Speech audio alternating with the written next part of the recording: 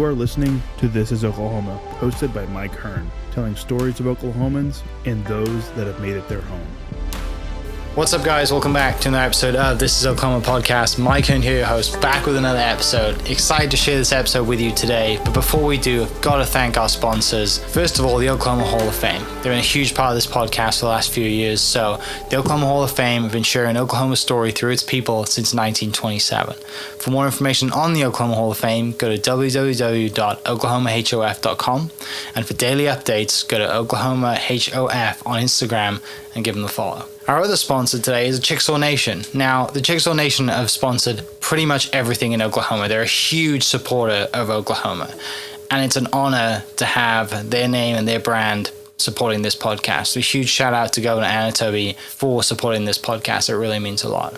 Our third sponsor is Diffie Ford Lincoln down in El Reno. Now, this one makes me so happy because these guys are great friends of mine, play a lot of golf together. I've bought my cars from them, do most of my oil changes down there, have a cup of coffee, hang out down in El Reno. It's a good spot to go. And not only are they great friends, but they provide a great service.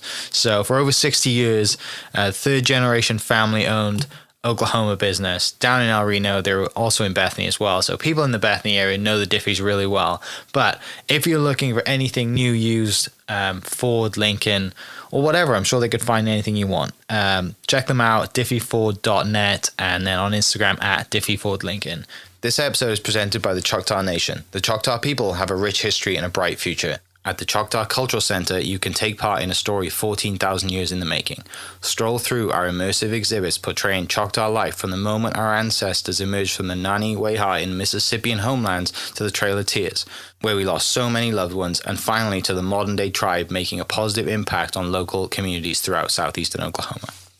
Try your hand at our social dancing and stickball and learn more about our vibrant culture through demonstrations, workshops, and classes.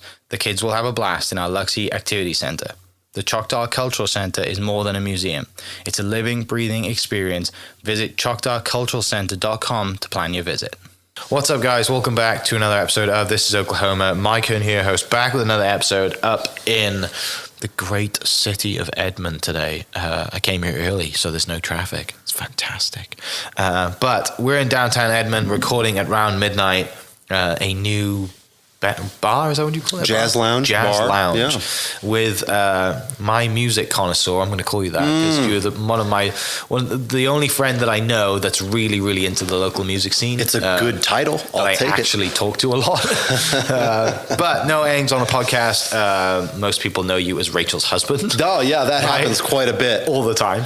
But yeah, you kind of have been, I think it's been 2 years since it was 2 years ago. Yeah, 2 years ago we did the last podcast. Although last time someone came up to me and they said, "Oh, you're Noah," and I was getting ready for I know Rachel, but it was I've been following Round Midnight. Okay. And I've seen you on their posts. I'm like, that's right. Famous. Thank you. Starting to make a name for yourself. That's right. Little by little. Yeah. Well, 2 years. What is a lot has happened in the last 2 years. Oh man. Because I think when we spoke last time, I was just coming back playing. Right. Like nothing. Everything's different. Uh-huh. What's I'm thrilled to have a life, pretty much my entire adult life, where every single year is vastly different than the year that preceded it. And that just keeps happening. It's special. Since I was 18. And the last 2 years have been no exception. I mean, there's so many things I've been doing. I guess I could start talking about, I launched a thing called Vintage Vinyl. Mm-hmm. And so I launched that in January 2021. And it's an all vinyl DJ service that spins early jazz records. And I started that. It kind of became a little hit.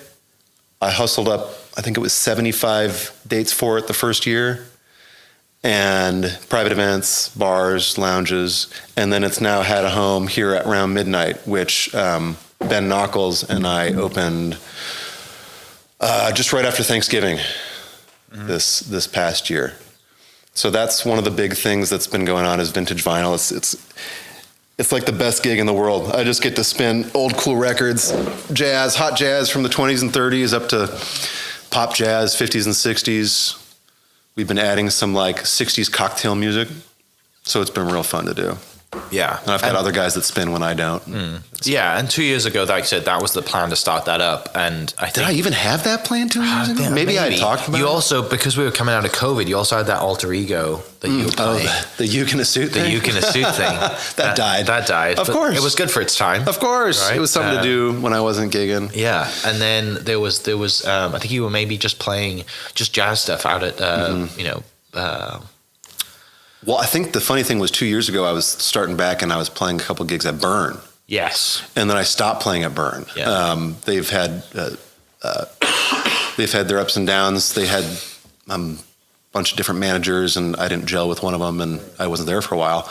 But the nice thing about that was it really kicked me into gear to play other places, and I just started hustling that, and that's kind of how I fell into booking, which is another giant thing I've gotten into the last year and a half. I started Blue Lounge Presents, which is a boutique booking company, and it's just me. I run it, and when I started it, I was only handling about 10 dates a month for other musicians, and now it's up to 35 dates a month in and around the metro.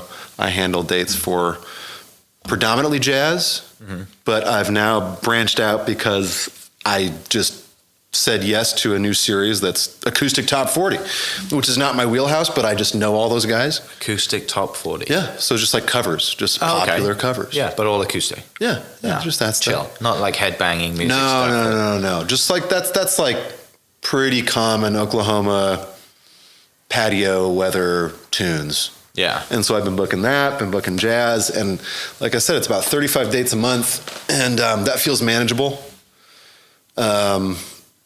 I keep a hard calendar. I don't have anything digital, so that's a little funny. So my calendar looks like just a bunch of scratched out dates and yeah, stuff like that. But it's that's been a real fun thing because it's also creates a lot of work for Oklahoma musicians too. Because there are places that have contacted me to start music programs. yeah. I think the first one was Bradford House, booking music over there. And then now I handle all the music here at around midnight. Booking, playing, doing records. And then I handle music for private events. I book a night over at Cache at the Rose Creek Country Club.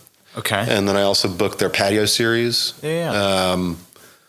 So just kind of all, I don't know. I've started these little businesses the last 2 years, and then around midnight's been kind of a real fun thing to get going. I had met Ben and in his bookshop, Commonplace, Edmond, and we got going about this place. I told him he had a good idea, and before I knew it, he went and leased a spot. It's like, I have it. Let's go. It was crazy. And then it just, everything happened real fast. I mean, not that fast. It took a while to build out, but we've been super happy with this place. And I think it's been a great addition to downtown Edmond and Edmond in general. And it's been a great place for me to kind of, like a blank canvas for me to paint the music I like in. Right. Which is, not everyone's cup of tea, but no one dislikes it. You know what I mean? No one dislikes Billie Holiday. Right. You'll never find someone that doesn't, But there'll be people that haven't listened to that stuff in a while. They'll come in, they'll listen to the records. They're like, this is great. I'm like, I know. Yeah, it's not at the front of everyone's Spotify playlist. No. Right? But it's just like the ultimate cocktail music. Right. Early jazz, nothing too crazy. I play some Coltrane. Everyone always wants to hear Coltrane. Is that right? I'm Why? like, because it's all they it's know. just a name that everyone knows. Yeah. But I'm like, I'm not going to play this crazy stuff. I'll play Blue Train because it's like digestible and you can tap your foot to it. But, I'm sure there's a jazz person listening that's just writing my name down to get on Yelp later, yell a little bit. Like you have a Yelp. Get a little angry. Right. What if I had a Yelp? Just all-encompassing Noah Engh Yelp review. I mean, like, not that you might not have one. I mean, the likely that you would actually go to look at the Yelp that if you hypothetically had. I mean, the same people leaving bad Yelp reviews on like restaurants and bars are the same people that leave a bad review on an on-cue gas station. Oh, I don't doubt They're it. like, I don't like the peanuts, 1 star. It's like, you're just sad. Yeah. Yeah. Yeah. Every real person I know that has a problem with a place, will either just not go there or go there and address the problem in a nice way. And it sometimes gets Don't fixed. be a troll on the internet. Come on. It's yeah. I'm not going to say what I was going to say, but it's it's small something energy. Yeah, I agree with you, and I think the talking about like the Blue Lounge Presents and the business that opened up. Obviously, that's nicer for you because you don't have to spend every waking hour at a venue. You can, you already have the relationships, and the newer people coming through appreciate the chance, right? The opportunity to say, "Hey, I've got a spot," and you take a small fee, and it's done. Right. They just deal with you. They don't have to deal with the artist. It all comes through you. So, as a to scale, it's the best way to do things. Right? Rather than you saying, "Hey, I'm playing, 8 shows a week," right? Yeah. Like, double stacking on a Saturday somewhere, it's just not worth it, especially now with August growing up and the puppy and we've got Rachel everything all over the world. Rachel's going, she's busy, and that's been the fun thing is I've had only a certain amount of hours per day to hustle my businesses, and I'm grateful it happened that way because I get to spend tons of time with my kid. I do all the drop-offs, pickups, and then I'm able to have this good business that's working out pretty well for me, and I haven't had to sacrifice family time or what have you. And but to your point earlier, it's been nice not playing as much. My December, just like any musician in town, my December was nuts, and that burned me out. I played like 18 times in December, a couple privates, and I love privates because they pay a little more, but like they're a lot of work. But I got burned out in December, and then luckily I got to put in some work with booking and have my hands in a couple pies, and it's been nice laying back a little bit for sure. Yeah. And the records are great because it exudes no energy. Right. I can go spin records. I'll come early and spin records, and I'll stay late because I'll just sit there and play cool records all night long. Right. You're a record DJ. Right? That's, physically a DJ, technically a disc jockey. Disc jockey. Technically jockeying discs. No computers in sight, just records. And the funny thing is I've switched needles out, and let's say I've been doing this a year and a half. I've switched needles out 3 times on those turntables, where most people would never switch a needle out at home their entire life. I've burned through. We've done like 1,500 hours of spinning, something like that. I remember, most people, maybe people listening will remember maybe having a record player at the house. Mm-hmm. I remember my dad loves kind of UK rock and roll bands. He did love Black Sabbath and a few other US ones, but his favorite was a band named why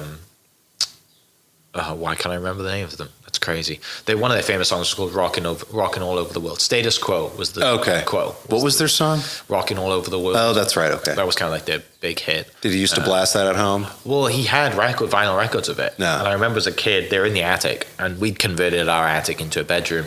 And I remember just going up there, and the record player was up there, and I'm like, all these vinyl records are here. And it was also like Deep Purple, and kind of all these old school, really good, like when songs were like 5 minutes and had like a killer guitar solo, and a jam session in the middle. Yeah. And I just remember playing some of those and remembering that. And this was the era of like we were still listening to like cassette tapes. Sure. And CDs were slowly coming into kind of early to mid 90s. Or mid to late 90s. And I just remember like playing some of those on the record and hearing that the song would kick in. Right. I'm like, what was that? This is so good. Yeah. Right? There's a physical thing to it. Yeah. And the fact that you'd lift it up, and put it on and like lift the needle over, like the whole process. And that's what I like about it the most. I've always enjoyed experiences that have gear or like a process. Yeah. Whether it's, guitar to an extent, restringing guitar or art or this, that, or like getting tattooed, watching them put together the tattoo machine. And like, and with vinyl, I've never been the guy, because sometimes I feel I might get a bad rap. Sometimes, especially in the jazz world, people, I'm definitely not a purist. I like what I like, but also with vinyl, I'm not a purist. There are plenty of people that will talk nonstop about music sounds better on vinyl. Like, does it? Prove it to me. Like, I like those little blips too, and the sound of the but that's not the music. Right. That's like the physical act of a metal needle hitting grooves, on this record going through powered speakers. And that's what I love about it. And it's tangible and like it's heavy. Yeah. Like I try to buy local as much as possible. I luck out all the time in Guthrie. I go to the antique shops in Guthrie on Oklahoma Avenue. Not surprised. Oh man. And like far more than anywhere else. Like I like going to Guest Room Records, big shout out to Guest Room Records, but like I also know if I go there and I'm buying a new record, it's going to cost me $30. And that's a lot of money for a record. And I go up to Guthrie and like I went up there a couple days ago and I went into one place and he had 2 new crates of records. And this was a shop that usually doesn't have records.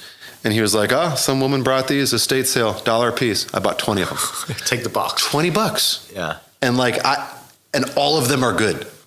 They're all good. And so the hunt's been really fun. And then if people want specific stuff, because sometimes people come up and ask for requests and generally I won't have it because you have to have the actual copy. But sometimes it works out, but sometimes people will be like, you really got to add this record. And the last time someone did that, they were like, do you have Zooby Zooby Zoo by Sophia Loren? And I'm like, I do not. And I went on eBay right there and I ordered it, found it, got it, shipped it. Now I play Zooby Zooby Zoo because someone wanted it. And it's on red vinyl, so it looks super cool. Yeah. But that's been, the hunt is really fun for that stuff. And this room, and Around Midnight sounds so good with the vinyl too. It's like just a match made in heaven. And the rig that we had built for Around Midnight was built, it's housed in a vintage dresser, and it's made by, do you know Adam Bradshaw, Midbin? So this guy, Adam Bradshaw, has a company called Midbin, and it's, he refurbishes and sells and buys mid-century furniture. Okay. And like, we've got too much of his stuff. I think I follow his Instagram. You probably do. And like Rachel's got a ton of his stuff at the studio. You said Midbin? Midbin. Yeah, I definitely follow his Instagram. And I told him what I wanted to do. And he was like, what would work would be an old dresser. We'll just gut it, wicker the front, and that can be your shell. And we did it. It looks great. And so that's been the rig here at Around Midnight. Yeah, for everyone listening, it's mid_bin OKC on Instagram, and it is very, very nice. Oh, yeah. Adam's got all the coolest stuff. Yeah. If you're into mid-century furniture or just stuff in general, like even random stuff, like I needed a stool to play gigs in because my back hurts all the time. Yeah. And I was like, I need a cool stool that's like a bar stool with a back. He's like, I got you. Text me a picture like 20 minutes later. It's like, how about this one? I'm like, sold. So good. So he's great. I love him. Yeah. So talk a little bit about then how this came about, because I'm sure, and for people listening, I'll link the previous episode below so they can go back and listen to your origin story and the whole moving from Iowa, right, to LA. Minnesota from LA. No one knows the difference. It's the middle of the country. It's up this. That whole dream of, going to LA and, meeting Rachel and all that kind of thing. That's right. Back then, did you ever think that, one day I am going to own a bar? No, I mean, because for some people it's a goal. It's a really cool thing to say, right? Well, hey, I own this cool bar. It's I feel like it's a lot of people's goal, but it's their goal because they want a clubhouse. Yes. And I haven't been drinking the last 2 years, so that definitely wasn't a interest of mine to get a place where I could go hide and drink. But it happened. This is what I love about Oklahoma, is it happens so naturally, as everything has everything's been a lot of hard work, but these opportunities keep coming up for my wife and myself. And with elbow grease and work, these things are achievable and doable. In my wife's case, a lot more elbow grease, but totally. Some might say workaholic. Yes. She gets after it. She doesn't have enough time to listen to this anyway, so it's But, these things just happen organically. And I guess were you asking about the origin of Around Midnight? like how how that comes about. So I had met Ben a couple times. My kid likes going into Commonplace, which is a great bookstore here, and we had been to his original Commonplace in Midtown. And I just remember being, saying hi to him. I don't think we had known each other's names, but I had been into this one in Edmond 5 or 6 times, bought some books. And I had just started Vintage Vinyl, and I was like hustling up places for it. And as we were leaving, I was like, hey, man, I just started this vinyl business. If you ever want to do a pop-up here, if you have private events or whatever, here's my info. And he said, that sounds great. I've actually been thinking about doing a vinyl pop-up. So we put one on the books, and we did it like 3 weeks later.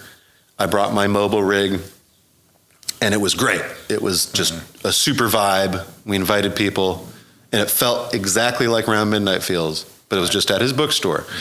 And we did that again the next month, and we got to chatting, and we started becoming friends. Now we're very good friends, and we had talked about what I was doing and what I wanted to do, and I had just mentioned, I was like, it'd be great, eventually I'd like a jazz bar, but I don't know exactly how to do it. I think my initial goal is I want a supper club.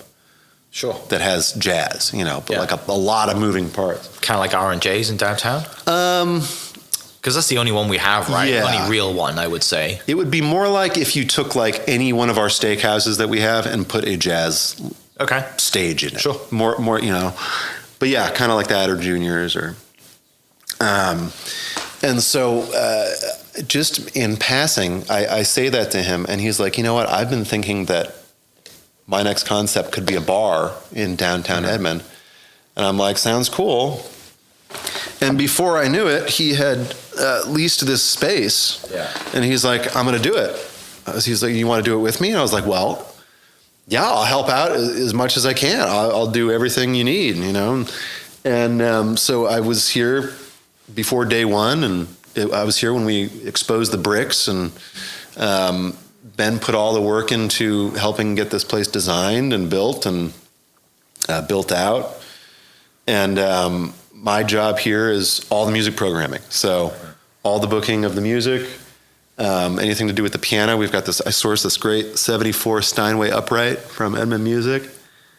And, Ben likes to run ideas by me, and we collaborate. And he's really brought me in as kind of just a partner in the place. And it's been great. And he and I are in talks about doing more things together, which we'll talk about next time we chat, hopefully. And so that's how it just came around naturally. And Ben, to his credit, made it happen. He's Mr. Community and Mr. Edmond, and people love giving him the platform to do things. He just hosted this great outdoor dinner called Middle of the Road. Okay. And this is their second one. They're trying to do it every 6 months. And it's an outdoor dinner just this way of downtown Edmond. And they had 350 people outside eating a catered dinner. On one long table, on one British Bake-Off style. Yeah, pretty much. Yeah. And the first one I think was it's 100, under 200. So it almost doubled. They want to do it every 6 months. We'd like to do it out in the street next time. But he just has this knack for bringing community together, and it's been great for me because he's got this chill energy, and it forces me to bring my energy down. I don't think I'm high strung, but compared to Ben, I'm a little high strung. Everyone compared to Ben is high strung, right? So it's been great for me because becoming friends with him, because I get to check my energy. Right. I'm like, all right, I'm calm now because I'm around Ben. I got to chill out. But he's also for as chilled out as he is, and has kind of, softly spoken and as calm as he comes across, he is a doer. Yeah. Oh, a big time connector and doer. Which is not what you'd think. No. Right? When you meet him, you're just like, oh, he's chill, he's laid back, he does his thing, no big deal. No. One thing after another, he tackles these big projects, and so it's been a great partnership for me, both personally, in a friendship and business-wise, and so that's been great. And so that's how Around Midnight happened. And the first month we opened Black Friday, day after Thanksgiving, and we were open. Kind of the test month was we were open Thursday, Friday, Saturday. We were doing these reservations. You bought a ticket that included drinks, and we had a charcuterie board, which I can now pronounce correctly. It's not charcuterie. wasn't raised with those. I don't know. Yeah. But Cheese board. yeah, cheese board, cheese and stuff, and crackers. But now it's just open door policy. There's never reservations needed. First come, first serve with seating. And live music every Friday and Saturday. Usually vinyl nights, Wednesdays and Thursdays. We got jazz piano on Tuesdays. So, yeah, it's been great. Yeah, it's and just stepping in here, I'm like, I'd love like the design, right? That's done a great job with just kind of the feeling. Use vibe as a buzzword. The brick looks Right. great. People have been calling it Edmond's living room, which I think is fitting. That's very fitting. Yeah, you got people coming in here saying, "I want that couch. I'll take that chair," which Yeah, is exactly what I said, right? Pretty much, yeah. No, it's great. It looks awesome. I'm sure it's great with, like you said earlier before we started recording, it's great with 10 people in here. It's great with 100 people in here. Yeah, no, definitely. It's one of those places that, I think it only seats, like seated, I think it's, what are we, about 30 seats or so? Yeah. So you get 25 people in here, it looks full. But you get 50 people in here, it's like, this is a party. Yeah. Which is great. I mean, it's perfect size for what this is. And have people rented out like the entire space? Just said, "Hey, I want to throw a party here. Can I rent the space out?" Here yet. and there, yeah. We're trying to be a little picky about that. Not in who gets it, but we're trying never to close down on a Friday or Saturday because this is such a community space. Yeah. The last thing we want to do is close down for a private and have to turn away 50 people. That's just not good for business. Yeah. So it's always available to do parties on during the day or for happy hours. We really encourage businesses and parties to come do happy hours, but we're also not open Sundays and Mondays. So if anyone ever wants to throw a party on a Sunday, let me or Ben know. We'll make it happen. Pretty easy to open the door. Yeah, I mean, just even a great spot for just a lunch birthday party, right? Oh, Early for sure. afternoon birthday, kind of want to get together. And it's pretty, people ask all the time, they're like, "Can I bring a cake in here?" We're like, yeah. Yeah, bring whatever Bring you a want. cake. Yeah. Oh, I'm not going to charge you. Just bring a cake in. Yeah, just let me have some. And we don't have a kitchen right now. Maybe that'll change somewhere down the road, but people bring in food all the time. You can bring in food, come and have a good time. Right. And what's been great about this place too, which we noticed almost instantaneously, barely anyone's on their phones. Yeah. Which is like, name another place. Unheard of. Name another place. Right. I'll look out, and because like I mentioned before, I don't drink these days. I'm not on a soapbox about it. I just don't do it. Yeah. But since I don't, I'm acutely aware, because I spend a lot of time in bars, acutely aware of what's going on, even though a lot of people aren't aware of what's going on around them. Right. And so I sit there and I'll spin records or I'll play, and I'm like, no one's on their phones. Right. Everyone's talking to each other. And that's the nice thing is it's not a listening room. So some players that are booked here will be like, "Wow, it was a little loud." I'm like, yeah. It's not for people to snap at you, clap. It's like, come have a conversation. Right. You can be loud. Jazz was the original party music. Yeah. People forget that. Yeah. It was party music. It was not sophisticated, let's sit and pretend we're special music. It was just like, this is what's going on. This is the party. Here's the music in the corner. Yeah. And that's what it feels like in here. And that's what we kind of set out to do. So talking of jazz music then, in the last 2 years, has Oklahoma City just kind of been more welcoming to, I know obviously it's had a jazz scene and the Jazz Lab's been great and UCO's done a great job of kind of bringing that in and all this has that. But as far as, in a venue, restaurant, bar space, well, how has that been received in the last 2 years of you doing, this stuff? It's blown up. Yeah. Quite honestly. And it's not, I like to think I have a very, very, very small role in that. But there's this rich history, especially down in Deep Deuce, of jazz, mainly with Charlie Christian, who is the young Oklahoma jazz guitar player. His guitar, I believe, is still hanging in the Hall of Fame. It's somewhere. It's somewhere. Yeah. Which there's a podcast on that coming out, actually. Oh, that's right. Might go out before that. this one. I don't know. Yeah, I just haven't edited it. That was with Anita Arnold, who has the whole, because the jazz, his Charlie Christian Jazz Festival is coming up. Right. Second week of June. Yeah. Second week of June. So that kid, I mean, Charlie Christian was the arguably the first star of the electric guitar, because just how timing worked with the amplification, but so there's that rich history, and like I said, I've only been here 5 years, but So I can't speak to the last, decades and decades of a jazz scene here. All I know is that in the last few years, a few places will pop up like this, or like Cache and the Rose Creek Country Club, which are specifically geared towards jazz. But you will also have a ton of places have jazz nights. VZD's has a jazz night. The Blue Note has a jazz night. Excuse me. Bradford House, which I book, has a jazz night. And I think people are, the goal is to not take away any gigs from anyone else. But I think that there's been so much of the acoustic kind of singer-songwriter red dirt thing here, which is great and has its own vibe.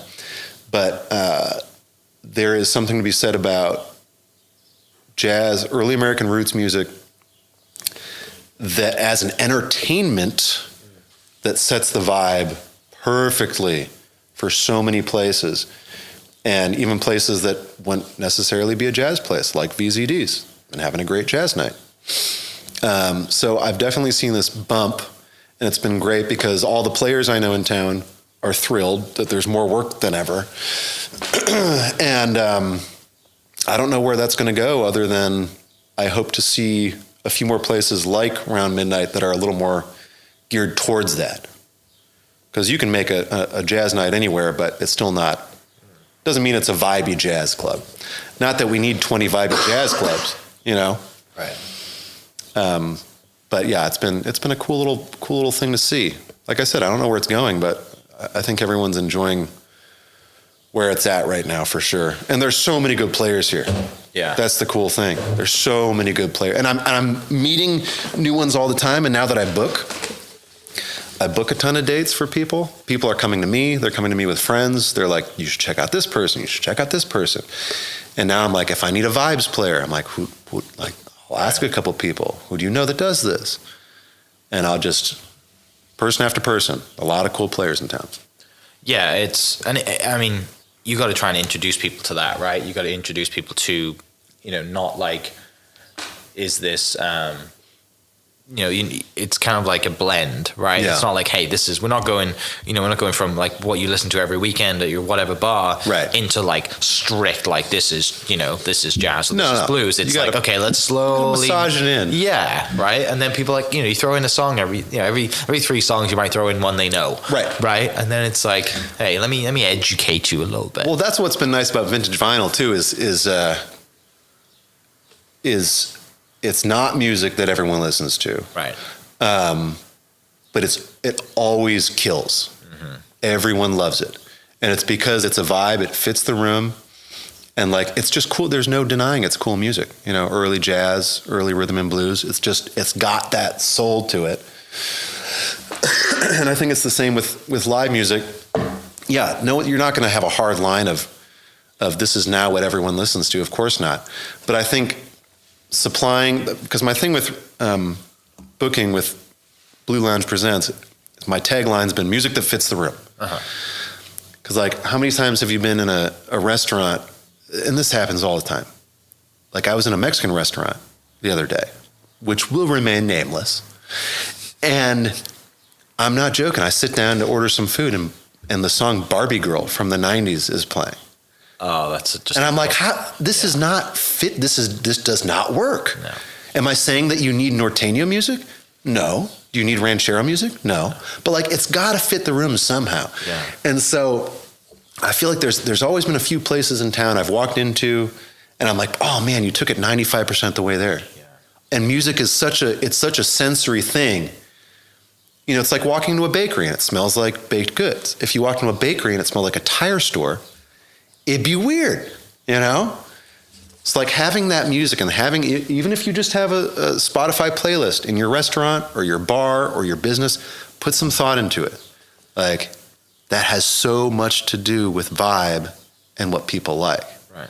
That's why I always reference, when I talk about vintage vinyl, I reference Billie Holiday and Fats Waller.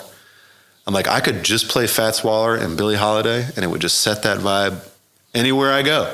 And that's what I want people to hear, that and be like, okay, this is nice. I can chill. I can relax. But yeah, it's kind of just creeping it into people's minds that like, hey, this music's still here. Right. It was super cool. This is from Americans, what's called the greatest generation. That's what it's dubbed, of the 30s. And for a lot of reasons, that's correct. And I don't think music's gotten much better since, Right. since then. A lot of people will argue with me on that, but that's a whole different discussion. Yeah, I would agree with you there because, there's not that many. There's very few great songwriters out there now, right? And I think because of MTV and radio, everyone needs a shorter song, right? So no one gets to express. I guess those verses and people have no patience. Yeah. And they need to be hit fast. Which the rule used to be don't bore us, get to the chorus when you're writing a song. But now I feel like that's just taken. It's just like that. It has to be the first 2 seconds of the song have to be in your face and ready to go. Yeah. Otherwise, people aren't into it. I mean, can you imagine just some of those songs? You hear the stories of probably all the songs your dad's into that were 7 minutes. Yeah. And the record companies had to fight to get those on the radio. Yeah. And then they stayed on the radio for 50 years. The whole Queen Bohemian Rhapsody story. Exactly. Right? Perfect example. And I think the radio station played it back to back. Yeah, probably. Just to kind of hey, we're going to stick it to whoever it is. And that was only, a few decades after the 2-minute, 30-second rock songs. Yeah. That was the 60s just blasted that whole door wide open for that stuff. But one of my favorite songs to listen to is Eminence Front by The Who. Okay. And just because it's just playing. Yeah. And there's very few words. Yeah. And the start is brilliant. And I think also the start was the TV show soundtrack to Entourage. Oh, was it? And they're just 4 dudes driving around. I never watched that show. You'd love it. So good. You probably wouldn't like the movie, but the show was great. And because you're kind of, you've been in that. Yeah, I was never in those circles per se. All my friends were degenerates in LA. Well, but they're driving a Lincoln Continental convertible from the 60s, right? Okay. There's just 4 of them driving around and that starts and you're just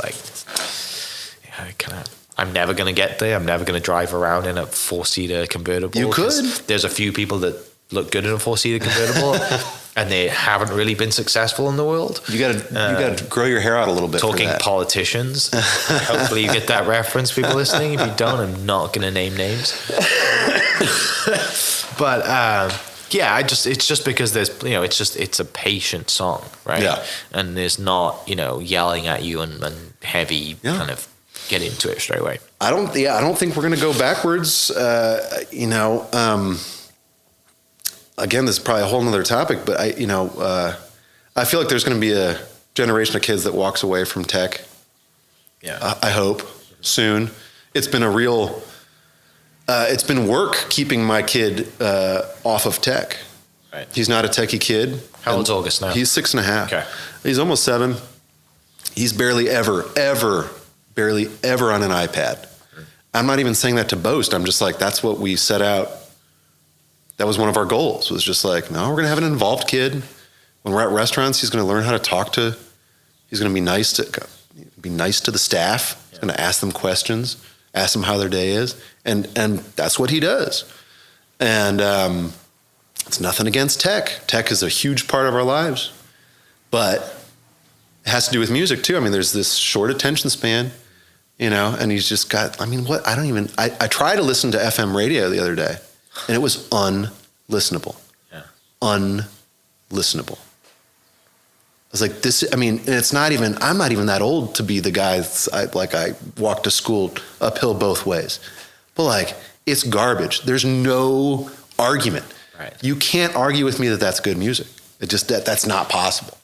Just from a science standpoint. Right. It just sounds bad, I'd love to see the numbers on just kind of in the last 5 to 10 years, how many people actually still listen to radio. It's got to be low. To just throwing on a Spotify playlist or your Apple Music or Amazon Music when you jump in the car. And don't get me wrong, there's plenty of contemporary music I have enjoyed, and I loved rock and roll and the boom of it in the early 2000s, and everything up to 2000, maybe 5 or 6. 7, 8.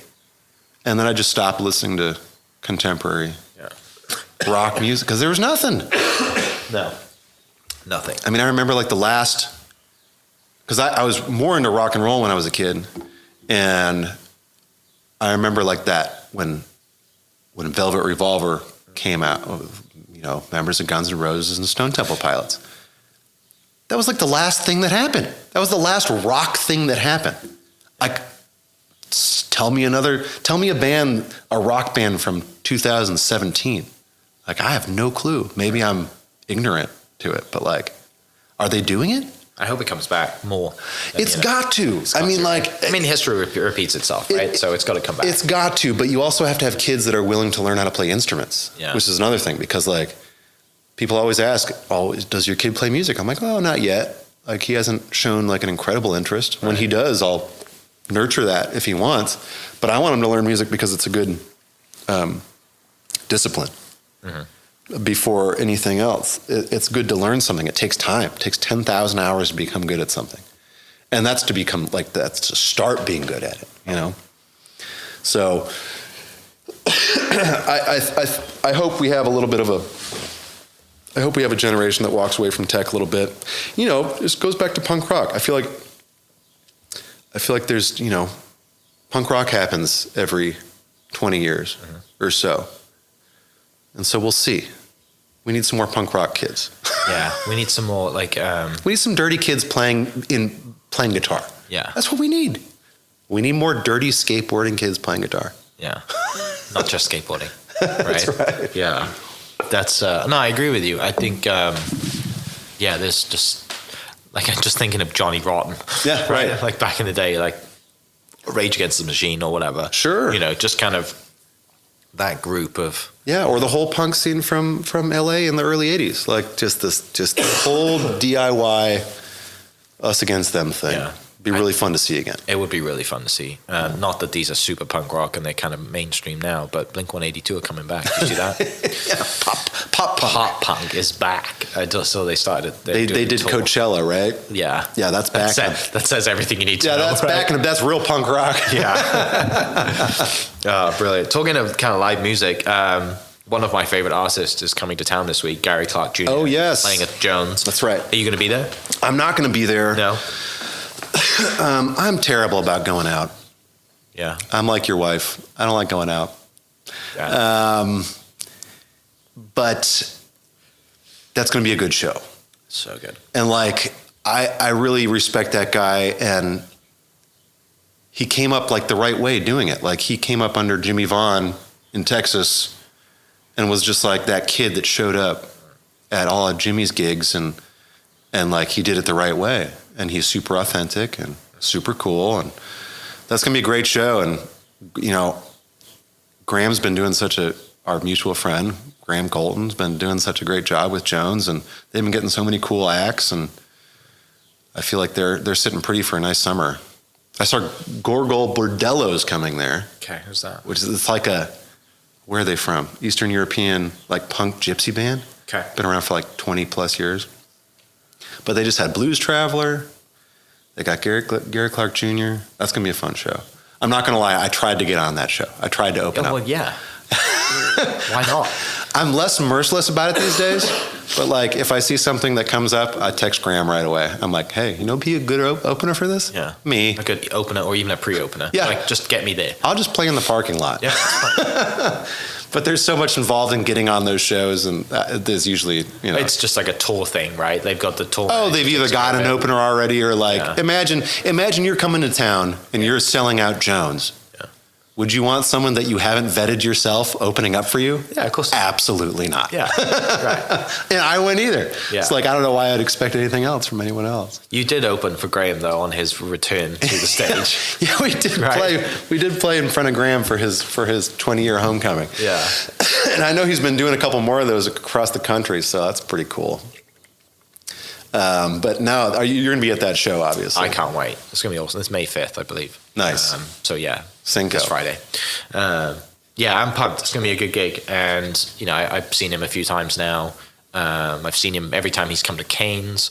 Last year, he actually added Oklahoma City to it because he was in Canes back-to-back years, And then last year, he finally added Oklahoma City after Canes, but it was a Criterion. And now this year, he's playing after, I think, before Canes at Jones. Isn't that great that we're getting those artists here, though? That's amazing. Like, I love Canes, right? I love going to Tulsa for music, but the fact that he's coming here saves me an hour and 30-minute driving up and back, you know? Yeah, and that's a big credit to Graham and the Jones camp and, like, you know, Chad and the Tower camp. Like, we have to capture these mid-level acts. Mm-hmm. You just have to. Yeah. And there are even acts that are below that I know that's why places like Beer City are opening up to capture that smaller group. But like, we need those. I've got plenty of friends on the road. I know a ton of musicians, and I will constantly see them post their tour dates, going on a summer tour, doing this month and a half, doing these 2 weeks. And I'm like, what is this, the Everywhere But Oklahoma City tour? Right. I joke about, like, my one buddy, he's done like 4 tours that it looks like he's directly routing around where we live. Yeah.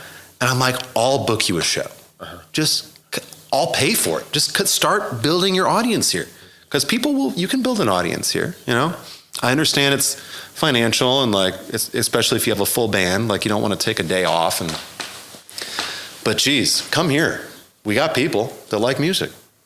You know, come to a small club. I think it's a big missed opportunity for a lot of bands that are routing their tours. I agree, and I think music is huge here. People don't realize how big music is. Like the last couple of weeks ago, I had Greg Upchurch on, drummer from Three Doors Down. Oh, okay, yeah. He lives in Kingston, Oklahoma. He's just opened up a coffee shop in Kingston. He's actually going back on tour this year. And is it called Three Doors Grounds? No, it should be. It's called Greg's Rocking Goat Cafe. That's not what I was thinking. No, it's what I'm saying. But he was part of that early rock era, right? He's in his 50s. He played on Puddle of Mud first, and then he was kind of in the Soundgarden view, and then he gets into Three Doors Down. But he's going on the tour, and he literally said to me, we're literally touring the coasts. Like when you look at, we're not playing Texas, Oklahoma, and just draw a straight line up the middle of the country. Yeah. We're not playing any of those states. We're doing coast. Like first starts in Boston, he's just down the coast, and then goes to California and down the coast. Which is crazy. I mean, there's markets and there are anchor dates to get you anywhere in the States. Right. And granted, I'm not on the road right now, but I've done a lot of road time, and there's no reason bands can't come here. I mean, there are guys in Texas that make their whole living just playing in Texas. Yeah. Huge scenes. Mm-hmm. And don't tell me that like you can't play Tulsa and not play here. That's the crazy thing. It's like, especially if you have a day off. Right. Like if you're playing Canes and then you've got Dallas in 3 days, what are you doing? Right. Come here and make a couple bucks. You're not going to lose money. Yeah. It just doesn't make any sense to me. No. Maybe it's the fact that, I don't know. Yeah. Maybe it's the Tex-Mex. At that Barbie playing Mexican restaurant. That will remain nameless. Finishing up, what's coming up next? What you got your eye on? What are you and Ben working on, scheming about? What's the plan? We've got something that we need to kick down the road a little bit before I talk about, but we're just going to keep working on around midnight. We're talking about putting a back patio in here. Right now, there's not a back patio. So building that out, just continuing to grow this business, and really, I'm really happy with where I'm landing musically. I play just a few times a month. I spin records a good amount. Vintage vinyl is growing at a natural rate. I've kind of learned to take things naturally.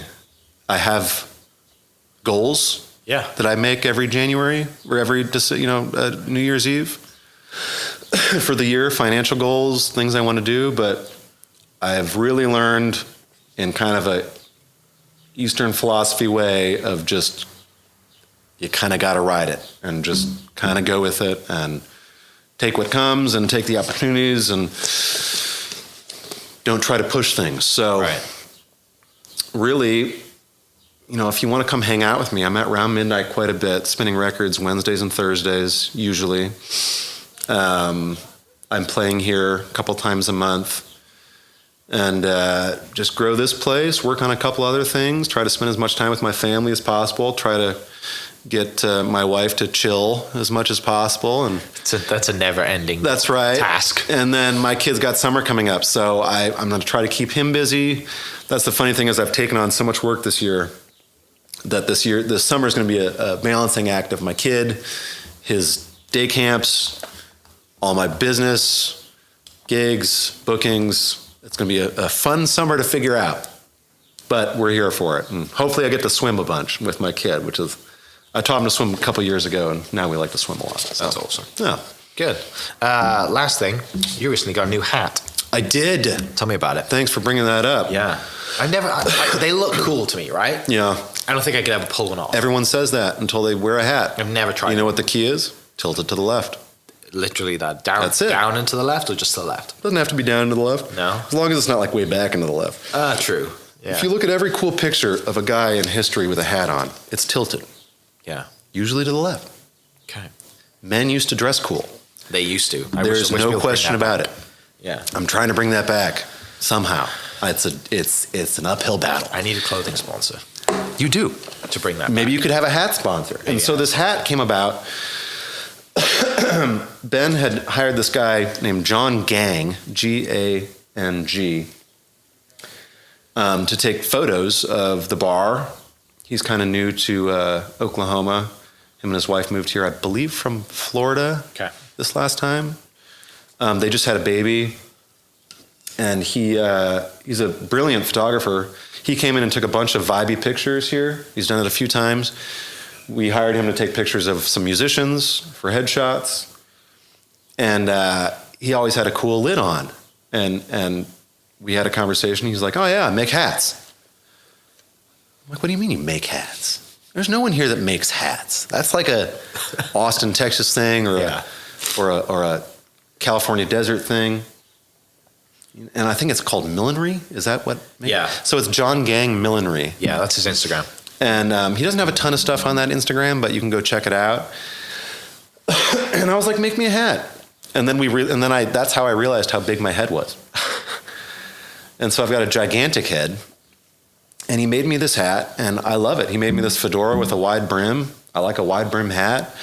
And he's getting more into it these days. He's juggling a lot of different kind of careers, but I really want him to get more busy with it. And if you ever need a custom lid, John Gang Millinery. Yeah. Hit him up.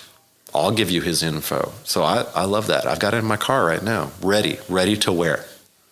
You think it's just a wind thing in Oklahoma that nobody wears hats, or is it just like? Because I have a couple. I have you and another friend that I see pull hats off. I mean, Those style of hats, anyway. Not a lot of people wear those hats. No. You know, like Adam Aguilar wears a hat. Yeah. I think that's the only other guy I can think of. And it's funny because as soon as John reached out to me, or as soon as we talked about hats, I texted Adam right away. I was like, Got a hat guy. found a hat guy. Everyone's got a guy. I'll let you know, when I get a hat. But no, it's not the wind. It's the guys don't wear hats anymore. No. And the funny thing is and it gets labeled as like, oh, that's just so hip. Well, I couldn't pull off a hat. Well, just wear a hat. It's not pulling it off. Right. What if I said I couldn't? Well, I can't pull off shirts. I'll just sit around shirtless forever. Just go Kid Rock and wear a vest. No, you can pull off shirts. Anyone can pull off shirts. Anyone can wear a hat. And like, John can make anything you want. Like if you want a top hat, get a top hat. Find your thing. A bowler hat. I think you could do a bowler hat. Winston Churchill style. I mean, Excuse me. every man used to wear a hat. It's insane. It was part of the get up. And I am not I know some guys that like just live in the past. And they like, especially guys that play the kind of music I play, they like source denim from the 30s and they live like that. Yeah. And if I'm not gigging, I look like a skateboarder from the 90s. Yeah. Like I have a completely different at home dress. But yeah, hats are great. Check out John Gang. Yeah. Oh. This have to do. I'll put his Instagram down below as well, so you can check that out, as well as Midbin and yours. Thank you. All of your 3 Instagrams: Noah Engh, Vintage Final OKC, and then Blue Lounge Presents. That's right. yeah, for people listening, they should reach out. Vintage vinyl is an easy way to add music that fits the room into your establishment. Always available for private events too. Yeah. How's that been with the private event stuff? Good? Private events are great. Yeah. They're few and far in between because it's a very specific niche. Right. But the ones that I've done have been fantastic. Super. And then remind people when this place is open, around midnight. Around midnight is open right now, 4 p.m. to around midnight, Tuesday through Saturday. So we hope to start openings during some days as well. And we hope to add some daytime shifts to that and kind of have like a AM, PM bar. Cool. But right now, Tuesday through Saturday, live music Tuesdays, Fridays and Saturdays, vintage vinyl Wednesdays and Thursdays. And music on Tuesday starts 6, goes 6 to 9. Every other night is about 7 to 10. Super. Yeah. Well, good, mate. Good. It's good catch up after 2 years. I mean, obviously we've seen each other since then, but we actually looked at some houses together for a friend of yours. We did. Beautiful house. Oh man. Yeah, and I'm assuming that didn't last on the market too long. No, it did not. And I did send him the one that's in Tulsa right now. Which is wild. The Frank Lloyd. There's a Frank Lloyd Wright house in Tulsa. Oh yeah. Show it to me when we're done. Yeah, I will. Anyway, if people listening, you've probably seen it. If not, you should look it up. It is incredible. And if you can't find it, send me a DM on Instagram and I'll send it to you. Because I posted a picture of it on Instagram. But yeah, for people listening, I'll post all the links to all the Instagrams we mentioned. And come to Edmond, come to around midnight, come hang out, come to listen to some jazz music from Noah spinning decks. On the ones and twos. An actual disc jockey. And we'll catch you next episode. Cheers. Hope you guys enjoyed that great episode. Thank you so much for listening. As always, huge shout out to our sponsors, the Oklahoma Hall of Fame, sharing Oklahoma story through its people since 1927. For more information on the Oklahoma Hall of Fame, go to www.oklahomahof.com and follow them on Instagram for daily updates at OklahomaHOF. Our other sponsor, the Chickasaw Nation, amazing sponsor. They do amazing things for the state, and they're always sponsoring something in Oklahoma. They're a huge supporter of Oklahoma, and without their support, we wouldn't be able to do what we do. And our third sponsor is Diffie Ford Lincoln down in El Reno. Now, this one makes me so happy because these guys are great friends of mine, play a lot of golf together. I've bought my cars from them, do most of my oil changes down there, have a cup of coffee, hang out down in El Reno. It's a good spot to go. And not only are they great friends, but they provide a great service. So for over 60 years, third generation family owned Oklahoma business down in El Reno. They're also in Bethany as well. So people in the Bethany area know the Diffies really well. But if you're looking for anything new, used, Ford, Lincoln, or whatever, I'm sure they could find anything you want. Check them out, diffieford.net, and then on Instagram at diffiefordlincoln. This episode is presented by the Choctaw Nation. The Choctaw people have a rich history and a bright future. At the Choctaw Cultural Center, you can take part in a story 14,000 years in the making. Stroll through our immersive exhibits portraying Choctaw life from the moment our ancestors emerged from the Nani Weha in Mississippian homelands to the Trail of Tears, where we lost so many loved ones, and finally to the modern-day tribe making a positive impact on local communities throughout southeastern Oklahoma. Try your hand at our social dancing and stickball and learn more about our vibrant culture through demonstrations, workshops, and classes. The kids will have a blast in our Luxie Activity Center. The Choctaw Cultural Center is more than a museum. It's a living, breathing experience. Visit ChoctawCulturalCenter.com to plan your visit. Thank you for listening. We are inspired by those around us and hope that you are too. Make sure you subscribe to this podcast on your favorite podcast platform and leave us a review so we can keep telling your stories. For more great Oklahoma content, follow This Is Oklahoma on Facebook and Instagram.